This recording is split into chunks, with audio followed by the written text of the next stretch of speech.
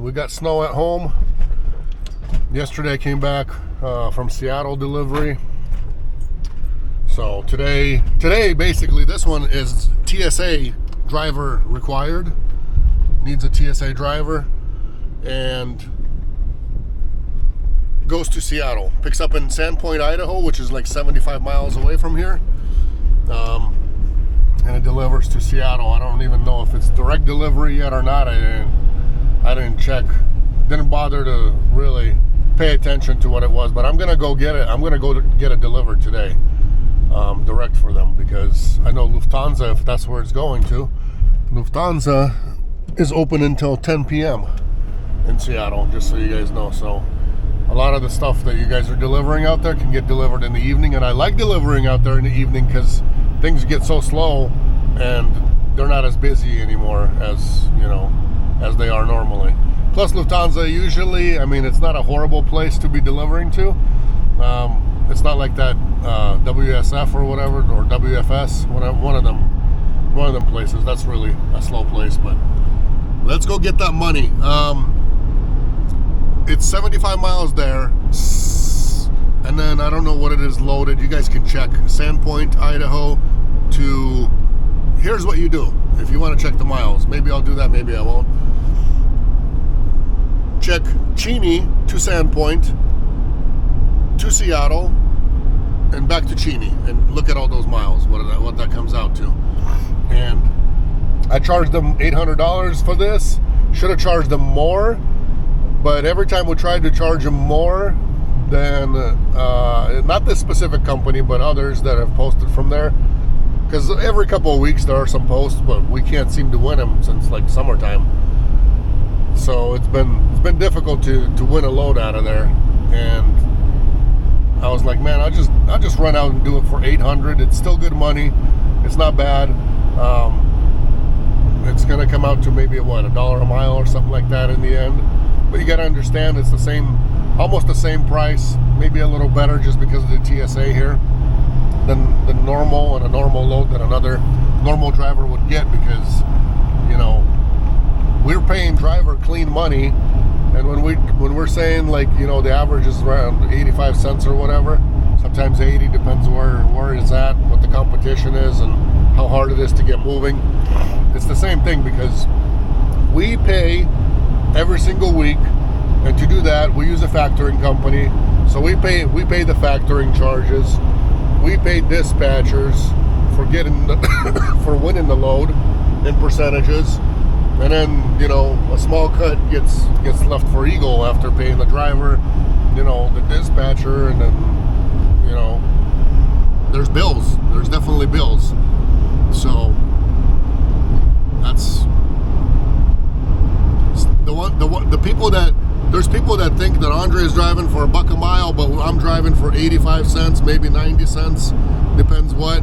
We cover all miles as well for the driver, and a lot of times drivers are like, you know, they're thinking, well, they should be driving for $1 a mile. Well, then we won't win the load, because we gotta be somewhere at around $1 a mile when we're bidding the load, even less in a lot of the crappier places and slower places. So, you know, there's a lot of behind the scenes that you guys don't understand.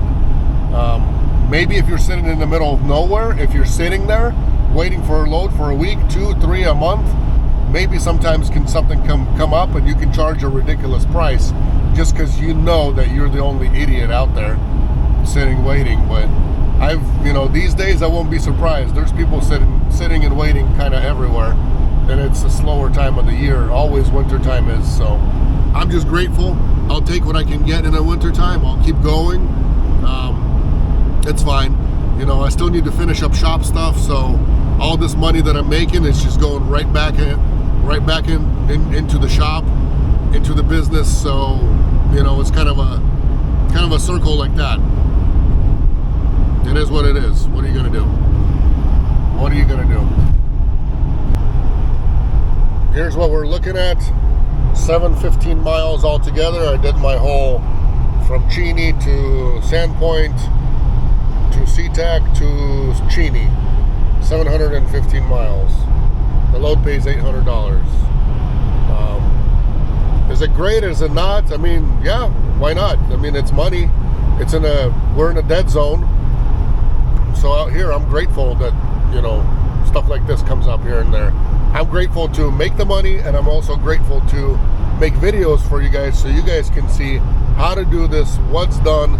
Also take in, you know, sponge in as much advice as you can, because when I started this, you know, 11 years ago, this was not like the whole information on expediting and everything. It was so hidden. Nobody wanted to share. There weren't any YouTubers putting information out there. You had no idea where to go get loads from, who to deal with, and everything else like that. Nowadays, some people think that, you know, it's so easy and everything. It takes a long time to build up relationships. It takes years and years and years and years to get freight that, basically, to get decent paying freight that brokers trust you with. It doesn't hit the load boards. That's the thing. So once you're in business for a long time, like, you know, we are or other companies are, there's a lot of freight, at least half of the freight, if not more, does not hit the load boards because we just get emailed offers. We get emails with an offer saying, hey, you guys, how much would it cost to run this from here to there, this many pounds, you know, that many pieces, the pickup date, the delivery time, and whatever, and that's it. And then you email them back a price and wait. Otherwise, that freight is not on the load board. It's not going to hit the load board. It's only going to hit the load board if there's no other people that they want, that they like on there, and that's the only reason it would hit the load board, is because there's a lot of maybe if they don't have people that they like to work with in that area that they can call or email, then they'll hit the load board. They'll email it out, nobody responds, then they have no choice but to put it out there. So you guys got to understand, all of you guys that are starting this out, that think you're going to get your own MC DOT number and you're going to get a load board and you're just going to, you know, start making more money because you're going to cut out the middle people, like, you know, a carrier like us that could load you or other ones. Guess what? They don't know who you are. You're brand new. Even when you get the load boards, those load boards don't even open up until after a year to a lot of different carriers. There's different locks in these load boards that you don't even get to see that freight until you're actually set up with that broker. It's complicated, but just so you guys know, it's not as easy as you think. And I recommend starting out. I don't recommend it just for my sake, like a lot of people think. Oh, so I can get more drivers and so I can make more money and this and that. I'm telling you guys how it is, because you're going to get into this business and you're going to suffer hard. And you're going to suffer hard. It's not just you jump in and you get your feet wet and all of a sudden you're up to your neck and, you know, you're swimming in money. It doesn't work that way. It's easier and better to get set up with a carrier or a broker who's going to load you, but probably a carrier is better, because brokers only dealing with their customers. Carrier deals with all brokers and all brokers' customers. So it's a little, in my opinion, I think it's better, because brokers only going to offer and give you loads that are only contracted to them through their customers. If it's a carrier has access to all load boards. Carrier has access to all the other brokers, all the freight out there. So in my opinion, it's better to work with an actual carrier, a good carrier that, you know, that goes to bat for you and actually works. Because otherwise you are going to be suffering. This way you can have access to all the loads, as many loads as possible, and that way they can keep you busy. Otherwise, how can you bid driving like I am driving right now? How are you going to be typing up emails bidding on loads on load boards? How are you going to do that? How are you going to respond? How do you keep track of everything? What if you're driving, there's no service and you need to respond? You know, there's so much to do, so many things behind the scenes that you guys have no clue about. Some people want to do it, some people maybe do it, I don't know. You guys can do it. Give it a try. And everybody who's done it, they've always been back saying, hey man, I want to keep working with you. Take us back. You know, let's do this. I want to come back. So you guys have left, you guys can always come back to whoever you were working with. If you didn't leave on bad terms, you know, why not? Why not? You tried something else, it didn't work out. Hey, my sister-in-law quit a job, worked for under a week, and then went back to her own boss and, you know, said, hey, are you still have my spot out there? I want to come back. So swallow that pride and just go back, and, you know, if it was better, you thought it was better somewhere else and it wasn't, just go back. It's okay. No big deal. Why not? Especially if you guys were on good terms and everything was great. What's wrong with that? Also, those of you guys who are thinking that everything is smooth in the business and everything is great, today we're being charged back $2,800 from our factoring company because a broker has not paid us. They had 3 months to pay us. We use a factoring company. Basically, factoring company pays us after we submit a delivered freight order. So daily or every other day we submit everything we've delivered, you know, with the bill of lading and with the rate con. We submit it to the factoring company. They take out their factoring fees from that, pay us on the load, and then they have 3 months for the broker to pay them back. If the broker doesn't pay them back, we're being charged back the full amount, and we lose that fee that we paid them for billing them for factoring. So today is the day when we are losing off of one order somebody did 3 months ago for $2,800. It's being taken out because the broker is being non-responsive. They're not paying for their load. Supposedly they've merged with somebody else. Well, like, we care, you know what I mean? What does that do for us? It doesn't do anything.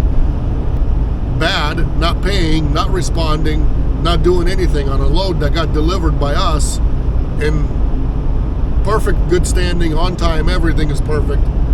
They're just not paying. So that's another thing you guys got to look at. If you're hauling loads for people you don't know, even people you know could go out of business and go bankrupt any day, but that's just one other aspect of the business. $2,800 load is being charged back, and what can we do about it? We can't do anything about it.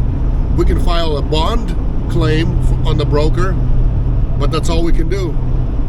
And hopefully they don't owe anybody else who's filed a bond, because we had that happen a few other times where, like, on one of them we got 75 cents back on a $900 load, and then because the bond, whoever files the 75,000 bond on the 75,000 first will get their money, and if it's nothing left of the bond, then or if there's a lot of filings, then they just distribute the money that's being owed between the people that they owe to, and then the bond company can, you know, take it out of that bond. Lots behind the scenes, guys, lots.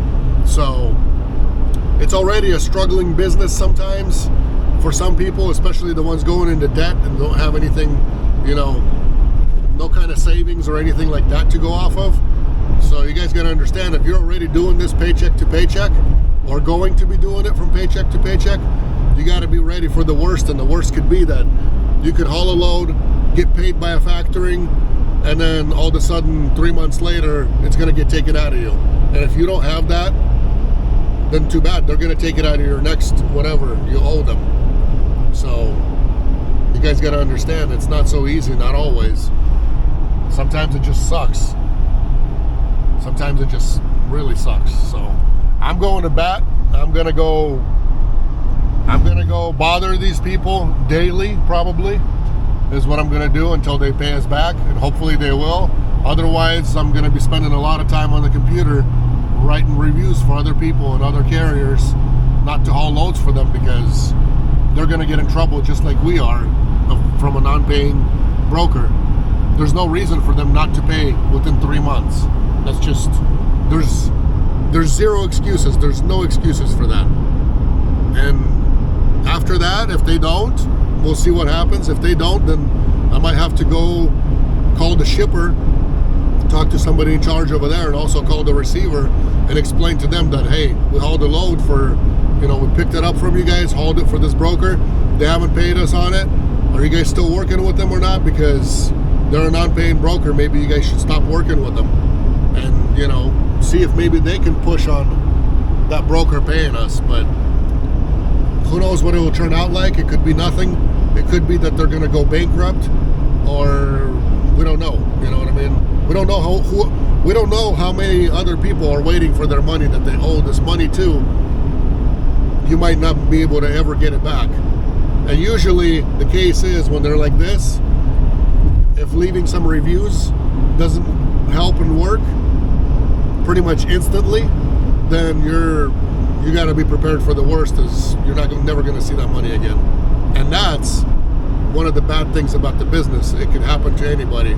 You will haul a load, nobody's going to pay you right away. Brokers don't pay you right away. You got usually it's a 30-day net pay. So you got to be prepared that you're going to be hauling loads for people for 30 days at least. And right now, nobody pays within that 30 days. It's usually like 40, 50, 60 days on a good note. But otherwise, it's 3 months. And if you guys have enough money to pay insurance for 3 months, to pay fuel, maintenance, all your other bills for 3 whole months, and until you get paid for your load, then maybe this business is for you. If not, it's not for you. Not for you to do it yourself. That's kind of the risk that we as a carrier take, because we don't charge the driver back for hauling a load, and then what? It's not his fault. It's nobody's fault. And we're the ones who are getting screwed in the end. And I thought I would get a better price here at Walmart than at State Line at Maverick, and I didn't get that. It was $305 at Maverick, and it's $327 here at Walmart. This is what you get when you try experimenting and not filling up in your normal spots. Yeah, it might be maybe 5 cents or whatever more over there once in a while than somewhere else that you'll see driving by. But I banked on this Walmart being cheaper, and it's been cheaper before. I just don't come out all the way this way. When we come out with the boat and all that, then yeah, we fill up over here. I fill up the vehicle, the boat, and all that stuff. But I guess today we're going a little more expensive. And hey, $327, that's still not horrible. A lot of these gas stations, they will put up a price and then still charge you anywhere from 10 to 20 cents more if you use your card. This place at least doesn't do that. So you're just, you know, $327 is $327. That's all you get. Let's see where the diesel pump is. I think there's more on the other side. I filled up on the other side. These are busy on this side. We're going to go back over here. I believe one is open. Oh, and the open one is not open. How about that? Okay. Well, I guess we're going to have to wait for the diesel one. Diesel ones are at the end.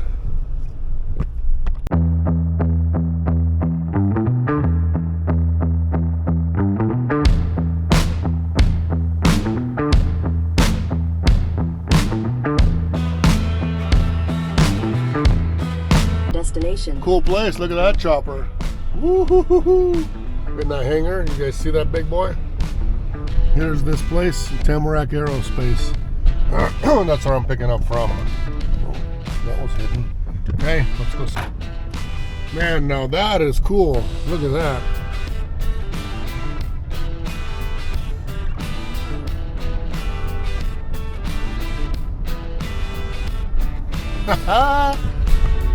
You see what kind of things we got out here in the middle of nowhere? That's incredible. A chopper like that out here. You never know what's in these hangars. Never know. I've always dreamed of getting a pilot license. I don't know if that dream could ever become a reality, but I don't know. Definitely could.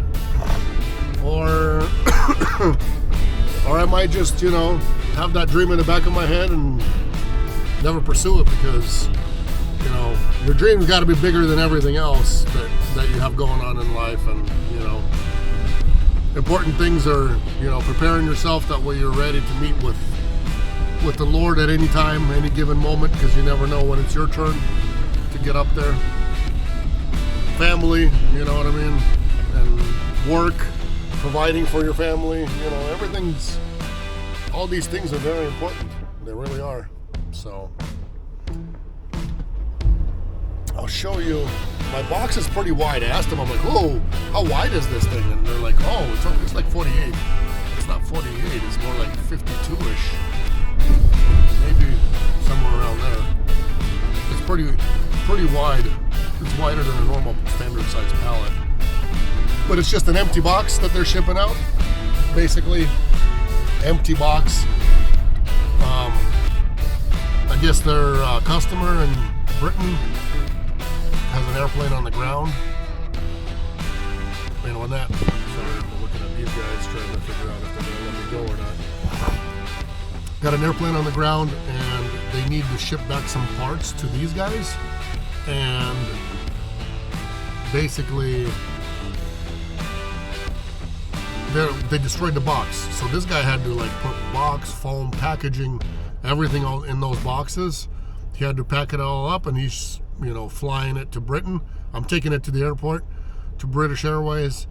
They're gonna fly it to Britain to that customer. That customer's gonna get their stuff and then send it back here eventually. Somehow they're gonna send it back eventually. So they're paying me just $800 to ship an empty box, to pick it up and send it, because I'm TSA certified. And that's why airplanes and airplane parts and everything that has to do with aviation is extremely expensive, because nobody likes standing. This is gonna fly there, probably get there whenever. I don't know how long it takes to fly to Britain, but ASAP, I guess, and that's it. Okay, and here's where I'm gonna go eat. A lot of you guys ask what I eat. You know, do I cook in the van? I do not cook, because I'm gonna be back home tonight, at some point tonight. So basically I tried to eat as healthy, I guess, as possible, even though, unless you grow it yourself and you cook it yourself and you don't use, you know, all kinds of ingredients that have, you know, chemicals in them, it's not really even that healthy anyways, but healthier than fast food. And that's what I'm going to go here. I'm just going to go get me a bowl of soup over here, and I know that Super One Foods, they do carry soups, and soup is good.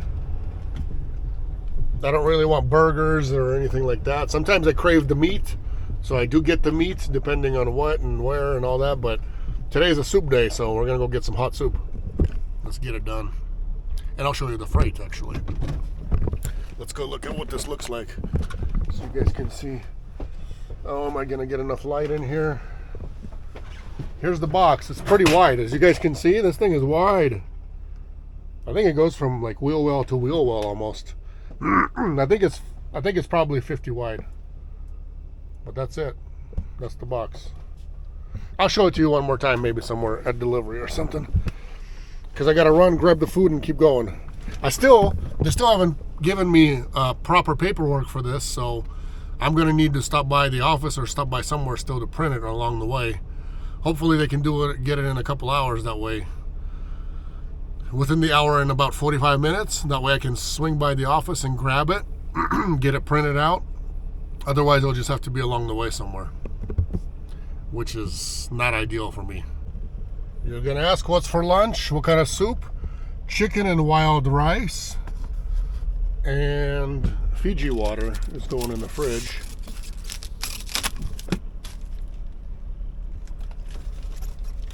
What do we got in here? We got some V8s. I was almost out of water, so I picked up some Fiji water, which is great. I also love my V8s too. That's something that's, you know, can have really with any meal. And then the last thing, what else did I pick up? One of these. That's for later when I'm driving home. That way I'm not paying double at the gas station on the way back. Buying everything at the store versus gas station, you guys can literally save yourself a ton of money. Just so you know. I mean, like literally a lot of money. Okay, let's get to delivery. They did finally email me some paperwork with some forms and all that I needed for the drop-off. So now I'm swinging by the office and then grabbing that stuff, and on the way we go, because I don't know what the wife said at home. It's snowing a little bit, so I have no clue how bad it's gonna get, how the pass is gonna be or anything. So I just go with the flow, and you know, I'm prepared to take it the way we're gonna get it. So hopefully that makes sense. 12-hour sale today. Is that today? I didn't notice anything on sale. But that's just me. Maybe I was shopping for the wrong stuff. Check out how this looks. Way different than when I come through here in the springtime, summertime, or any other part of the year. White mountains covered with snow. Way different look.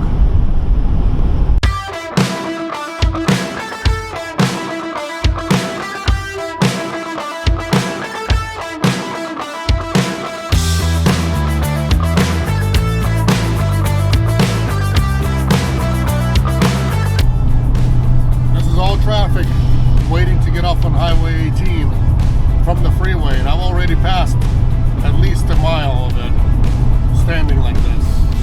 So these are like barely moving. Ouch, ouch, ouch, ouch. And I'm heading into delivery with traffic as well. It's not like I'm not. My ETA is 5:40. You guys know, or the ones that live here, you guys know that anything after 3 o'clock until after 8 o'clock, well, maybe after 7 even, is traffic time. So until after 7, you're bound to, you know, getting into it. That's life in the big city. That's why I don't live in a big city. In this business, you need to have a lot of patience, not just for traffic, but also for sitting there waiting for, you know, until your dispatch gets you a load. And then you need to have patience as well to get loaded and unloaded and everything else in between. But the main parts, one of the biggest reasons people don't last in this business or don't make it is because they have zero patience. They think that just because they become available, like when a driver says, hey, I'm ready, find me a load, let's go, let's make the money.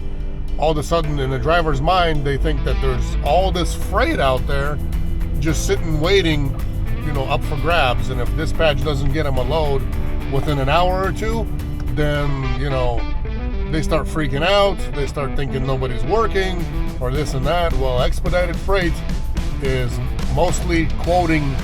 Brokers quoting customers, customers quoting customer.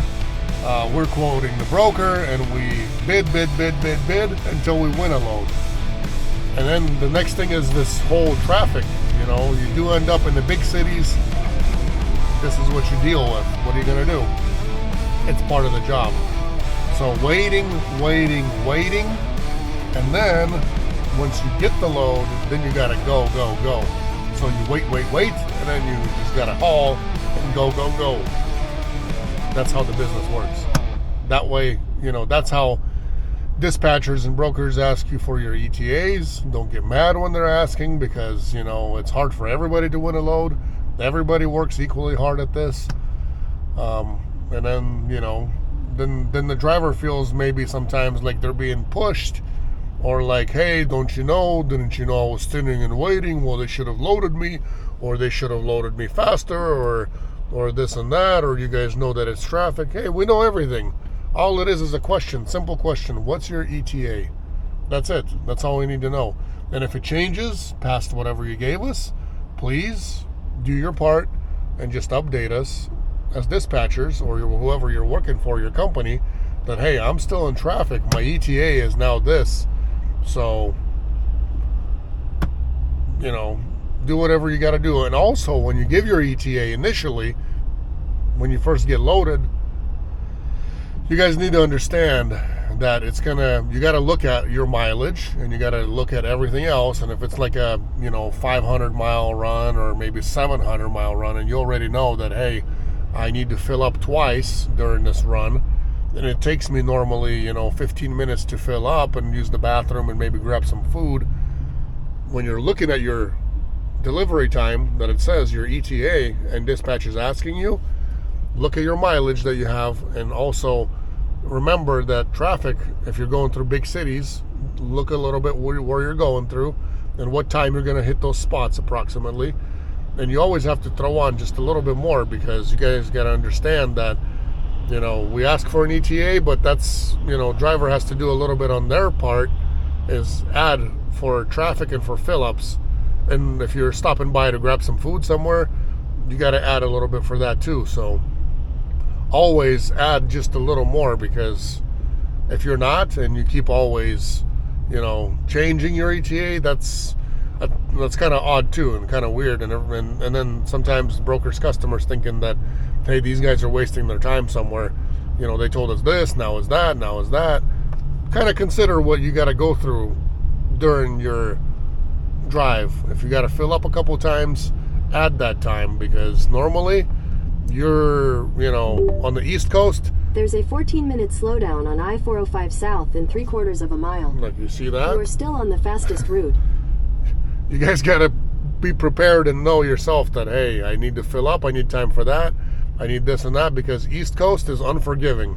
On the West Coast, you can make up time if you're going through like Idaho, Washington, parts of it, like Montana, Wyoming. The speed limit's high. In Montana, you can travel 85 miles an hour, and there's usually no traffic. Same thing with a lot of the Idaho, and like Oregon, not so much. But if you're going east to west, or west to east, in Washington State, you definitely can. Same thing with Montana, you definitely can. So there's times you can gain, but hey, I'm just giving you guys simple tips that are going to make your life a lot easier. If you're not the type of person that can hold your cool in traffic and in waiting, and hold your cool while you're chilling, laying around on your bed and waiting for a load, for your dispatch to get awarded something for you, then this job honestly is not for you. You're not going to make it. Even no matter how hard you try, no matter how hard you make yourself think that you will, if you're not the kind of person who can let it go and just wait and let it happen when it happens and not lose your cool about it, it's going to be really difficult for you. Honestly, it is. And you're not going to last. I've done this for 10 years, almost 11 years now. And you guys got to understand that I know we went through quite a bit of people who thought they could do it, who a lot of times,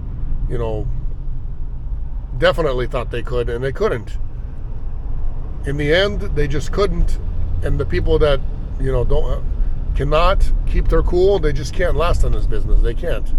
There's nothing they can do about it. In 1,000 feet, use the second from the right lane to take exit 10 for I'm doing all I can south right over Lincoln. here to jump in somewhere, because I got to do it. I'm sorry, but sometimes use the second from the right lane. Sometimes to when you take travel exit these 10, roads, then use you the left lane to take the I-405 south ramp. eventually figure out and find out how to do this the right way. That way, you're not really losing too much time standing in traffic. Because the locals, they know what to do. Locals will teach you. If you've been through a few places, a few times, and you know which lane to be in for whatever reason you need to, wherever you get off constantly. Simple thought for the brain, guys. Simple thought. 14 miles and it shows 40 minutes. So I'm well prepared for that. I'll just pull out a Monster energy drink, drink that, get me some sugar in, and get there when I get there. I'm going to tell broker that, hey, it shows this, and we'll figure out what time. Even though I did tell him 6 p.m. initially, because I knew it was going to be traffic time. I knew I had to fill up one time, So I pushed my ETA, and even with traffic, right there, from what I could gain, even with traffic, it says 5:39. Just so you guys know.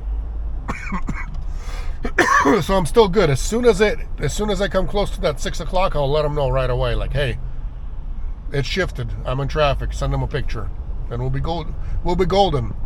The only time you guys can get in trouble is if you do not let your dispatch know right away about your shift to the of ETA, and then broker's going to be pissed at us as dispatchers.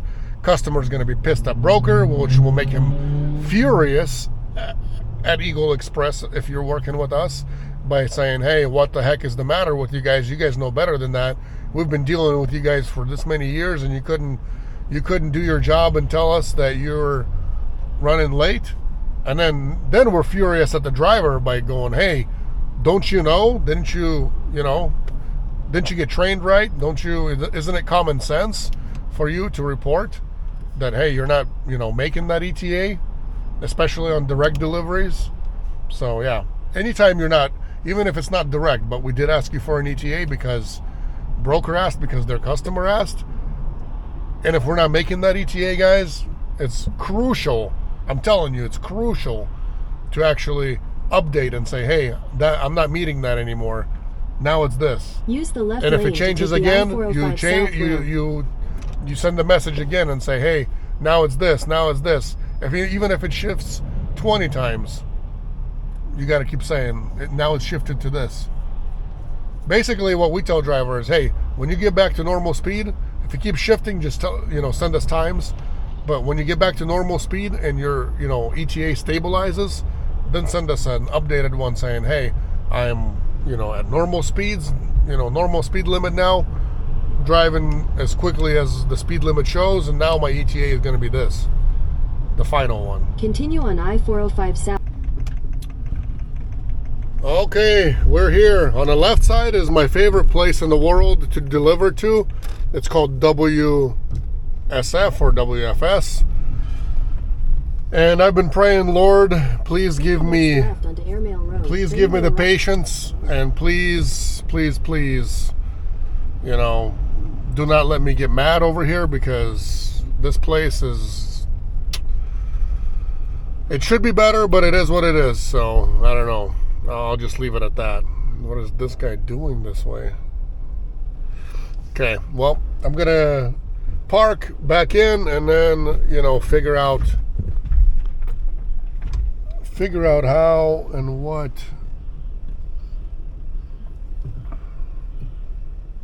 Don't really know how to do this the right way, huh?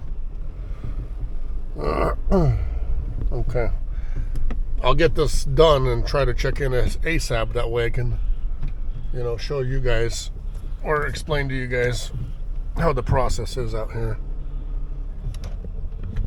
Somebody does not know how to drive, does not know how to park, and they're trying to get loaded out there. Huh. How about that?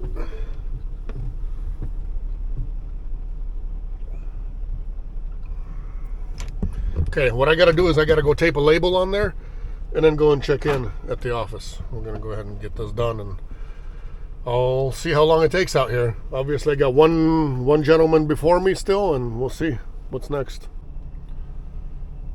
I was very pleasantly surprised, because this is the first time ever that I actually got unloaded fast. Like, I checked in at 50 and I already have my straps and everything done, and my paperwork submitted, and everything, and my pictures submitted and cleaned up the back and everything.